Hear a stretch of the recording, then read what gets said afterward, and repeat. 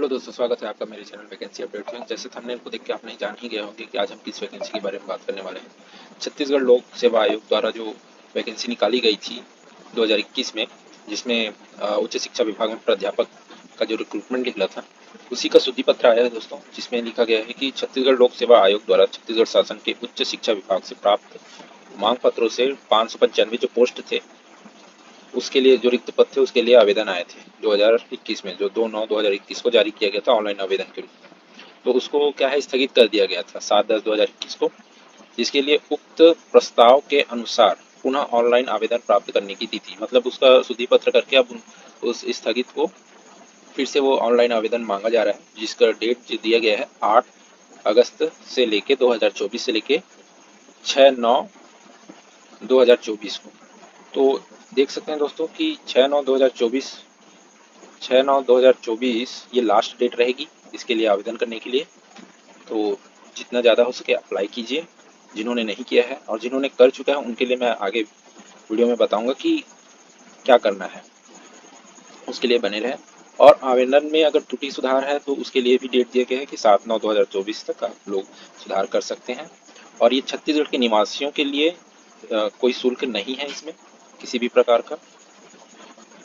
अब इसमें बात करते हैं जो निर्धारित आयु सीमा है। इसमें बोला गया कि अभ्यर्थी की आयु 1/1/2021 को 31 वर्ष से कम होनी चाहिए, तो इसका ध्यान रखें। और इसमें बोला गया है कि अभ्यर्थियों द्वारा पूर्व में किए गए, जो मैं बोल रहा था कि अगर किसी ने उस समय जब आवेदन किया था तो उसके लिए क्या करना है, तो अभ्यर्थी द्वारा पूर्व में किए गए ऑनलाइन आवेदन भी मान्य होंगे, बस शर्त है कि अभ्यर्थी जो है संशोधित अर्हता धारित करते हो, मतलब कि आपका जो भी क्वालिफिकेशन जो मांगा गया है वो आपके पास होनी चाहिए। सभी अभ्यर्थियों जिन्होंने पूर्व में आवेदन किया है वो त्रुटि सुधार की अवधि में अनिवार्य रूप से नवीन, अगर आपने जो है तो कुछ मिस्टेक्स हो गए होंगे आपके आवेदन में या जो भी कुछ प्रॉब्लम रहा होगा वो इसी समय आप क्या बोलते हैं उसको सुधार लीजिए। और जो फोटो और जो अपने सिग्नेचर अपलोड किए थे उसको फिर से अपलोड करना है आपको, ये कह रहे हैं। उन्होंने ये भी कहा है कि त्रुटि सुधार अवधि में प्रविष्ट नहीं करने पर पूर्व में प्रस्तुत आवेदन निरस्त भी हो सकते हैं। अगर आपने उसमें सुधार नहीं किया तो वो निरस्त हो जाएंगे। अब 7वें नंबर के पॉइंट पर ये बोला गया कि ऑनलाइन आवेदन हेतु शुल्क छत्तीसगढ़ के बाहर के निवासी आवेदकों के लिए 400 रुपये रहेगा। आवेदन शुल्क देय होगा। छत्तीसगढ़ राज्य के स्थानीय निवासी आवेदकों से कोई परीक्षा शुल्क नहीं लिया जाएगा, जो कि मैंने आपको शुरू में ही बता दिया था कि आप लोगों से जो छत्तीसगढ़ के निवासी लोग हैं उनसे कोई शुल्क नहीं लिया जाएगा। सभी अभ्यर्थियों के लिए ऑनलाइन आवेदन की पोर्टल शुल्क जीएसटी देय होगा, ठीक है। और इसके साथ ही अब हम आ जाते हैं कि कितने पोस्ट थे और क्या थे, क्योंकि अब सब भूल गए होंगे 2021 में पोस्ट आई थी। तो इसका जो पीडीएफ लिंक है वो मैं दे दूंगा अपने यूट्यूब चैनल की डिस्क्रिप्शन में, और वीडियो के डिस्क्रिप्शन में दे दूंगा मैं ये जो इसका पीडीएफ है, और शुद्धि पत्र का भी पीडीएफ, तो आप जाके चेकआउट कर सकते हैं। अब आ जाते हैं इस पे, छत्तीसगढ़ लोक सेवा आयोग रायपुर जो नोटिफिकेशन आउट हुआ था 2021 में, ठीक है। तो इसमें बोला गया है, हेडिंग से पता चल रहा है कि प्राध्यापक उच्च शिक्षा विभाग के पद पर सीधी भर्ती। अब देखते हैं जो पोस्ट आए हैं वो, जिसमें हिंदी के लिए हैं 64 पोस्ट, अंग्रेजी के लिए हैं आपके पास 30 पोस्ट, और राजनीतिक शास्त्र के लिए है 75 पोस्ट। वैसे ही अर्थशास्त्र के लिए है 51 पोस्ट। यहाँ कैटेगरी डिवाइड कर दी गई है, इसमें किसमें क्या है आप लोगों को मैं डिस्क्रिप्शन में पीडीएफ लिंक दे दूंगा, वहाँ से आप जाके चेक कर सकते हैं। और ये समाजशास्त्र के लिए दिया गया है 57 पोस्ट। इतिहास के लिए भी दिया गया है 29 पोस्ट, और भूगोल के लिए दिया गया है आपका 29 पोस्ट। भौतिक शास्त्र के लिए भी दिया गया है 20 पोस्ट। गणित के लिए 35 पोस्ट गणित के लिए दिया गया, और रसायन शास्त्र के लिए दिया गया है आपका 50 पोस्ट।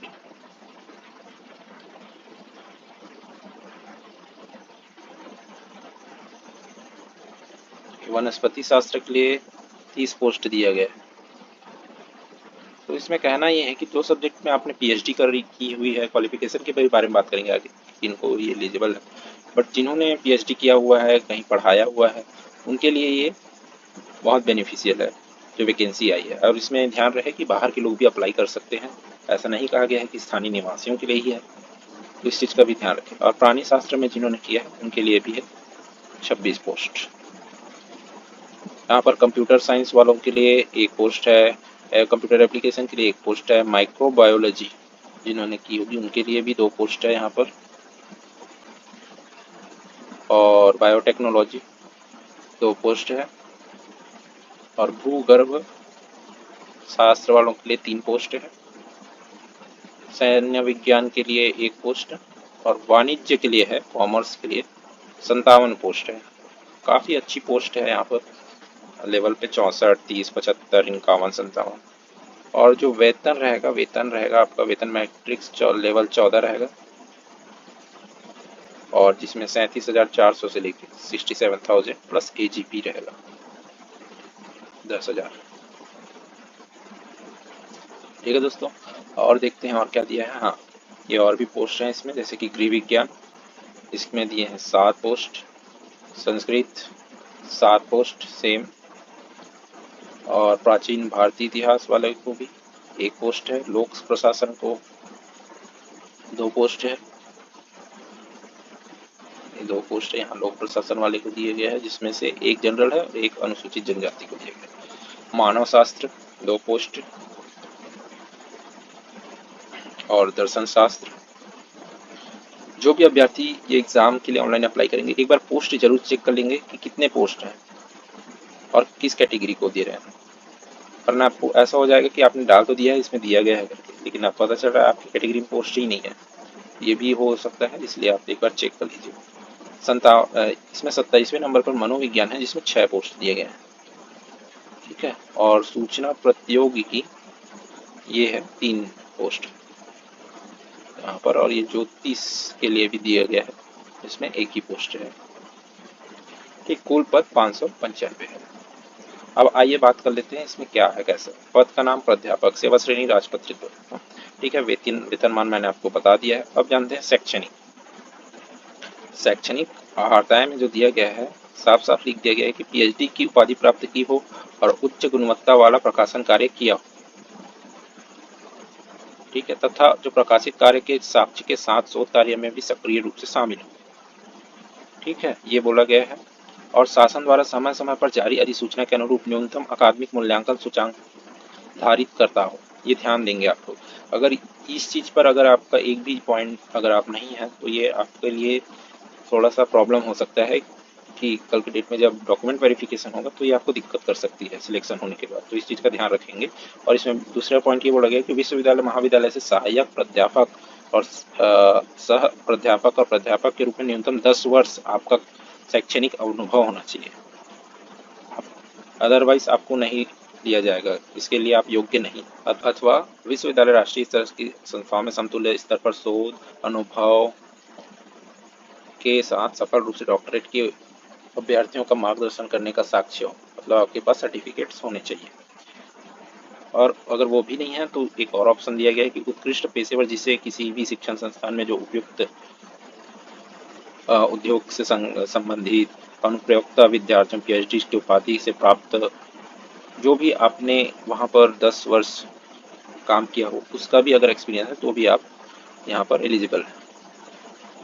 एक और चीज़ बताई गई है कि छत्तीसगढ़ राज्य के उपयुक्त श्रेणी के अतिरिक्त अन्य सभी छत्तीसगढ़ राज्य के अनारक्षित एवं छत्तीसगढ़ राज्य के अतिरिक्त अन्य राज्य के अभ्यर्थी आवेदन अनारक्षित श्रेणी के अंतर्गत आएंगे।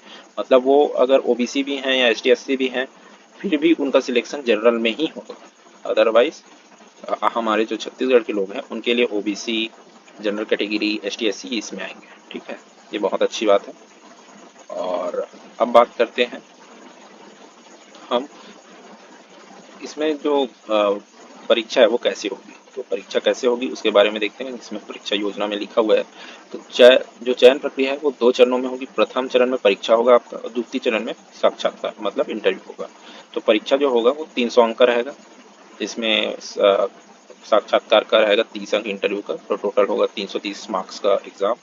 और जिसमें एग्ज़ाम में जो है मल्टीपल चॉइस क्वेश्चन आएंगे, जो टोटल रहेंगे 150 क्वेश्चंस रहेंगे, और 3 घंटा आपको समय दिया जाएगा। जिसमें पार्ट 1 में छत्तीसगढ़ से रिलेटेड आपको पढ़ना पड़ेगा, 50 क्वेश्चन आएगा।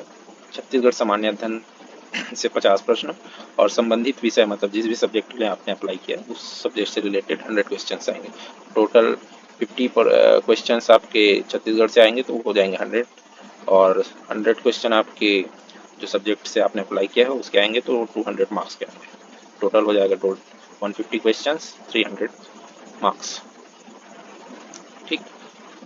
और अब बात करते हैं इसमें सिलेबस क्या क्या है।